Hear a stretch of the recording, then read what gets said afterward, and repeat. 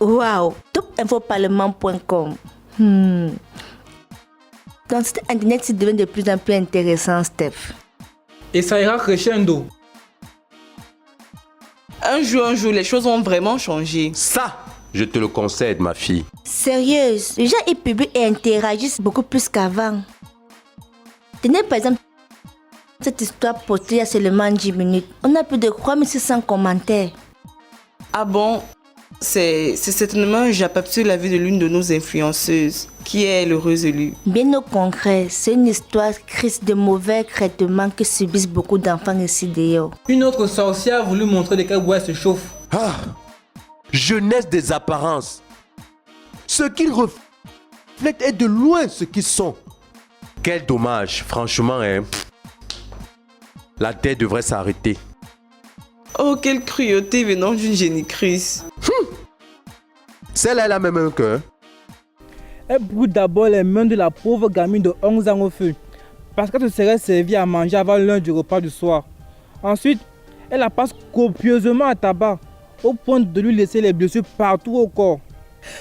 Oh mon Dieu, ça me donne envie de pleurer. Oh. On va vraiment dans quelle direction? Attends d'écouter la suite. Enfin, elle attache la pauvre gamine, les mains liées dans le dos, les pieds bien lacérés, avant de l'enfermer dans une chambre pendant 3 jours sans éclairage, sans eau ni nourriture. Vous êtes sûr qu'elle a posé cet enfant 9 mois? Mais mieux vaut le laisser chez le propriétaire dès le début. Ah, laisse ça. T'es sûr même que dès le départ, le propriétaire en voulait? On vous connaît, vous les jeunes d'aujourd'hui. Vous avez l'irresponsabilité ancrée dans le sang. Je me pose la question de savoir de qui tient ça, père ou mère. Attendez, on parle même de qui en fait? Si au moins bien on tombe sur les papiers, soit ils ont ça dans le sang, soit ils ont cramé ça par leur mauvaise éducation. Oui, je ne te le fais pas dire, ma fille. Ouais, on peut retourner nos moutons. Moi je n'aime pas le mouton, je préfère le poulet. Ah, si ce n'est pas un estomac plein, c'est une tête. En passe d'être pleine. Sans l'intervention des voisines, la pauvre gamine sera encore enfermée à l'heure où nous parlons là. Ou morte, qui sait? Mais attends, je ne comprends pas. Vous dites que ça a été fait par la génitrice de cet enfant. Franchement, c'est dans quelle époque nous vivons? Quel monde? Quelle méchanceté! Mais cette femme mérite d'être enfermée dans la pire des cellules de New Bell. En effet, cet acte est qualifié de violence sur enfant par le code pénal et sanctionné par la disposition de l'article 350 qui prévoit une peine d'emprisonnement à vie ou la peine de mort si les faits ont été commis sur un mineur de 15 ans. Et la petite n'a que 11 ans, donc mineure de 15 ans. Et ont entraîné à sa mort. Au cas où il n'y a pas eu mort, mais privation permanente de l'usage de tout ou partie d'un membre, d'un organe ou d'un sens. La peine de 10 à 20 ans prévue par l'article 277 est doublée et devient une peine de 20 à 40 ans. Et l'amende passe de 100 000 à 1 million pour 200 000 à 2 millions.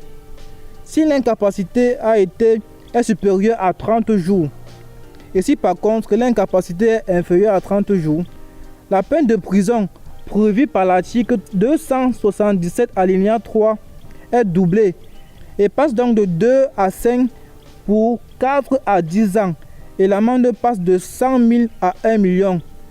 Voilà pour ce qui en est de la loi. Bien dit mon fils. À noter que pour un acte commis comme celui-ci, la victime n'est pas la seule à porter plainte. N'importe qui a été témoin de cet acte peut dénoncer, j'appelle ça, je crois, la sorcellerie. Oui, il faut l'appeler comme ça. Devant le procureur qui se saisit de l'affaire afin de pouvoir rétablir la justice et de pouvoir réparer les dommages qui ont été subis par l'enfant et de payer les intérêts afférents pour restituer les biens de l'enfant et afin de restaurer la dignité de cet enfant. Effectivement. Heureusement que pour ce cas d'espèce, le voisinage aura déjà amené la mégère devant un poste de police. Donc le procureur de la République sera forcément informé. Exact. Et dit que certaines femmes donneraient tout pour avoir un enfant chez elles. Je t'assure, ma fille, je t'assure. Ça, c'est quelle méchanceté, ça. Venant encore même du maire.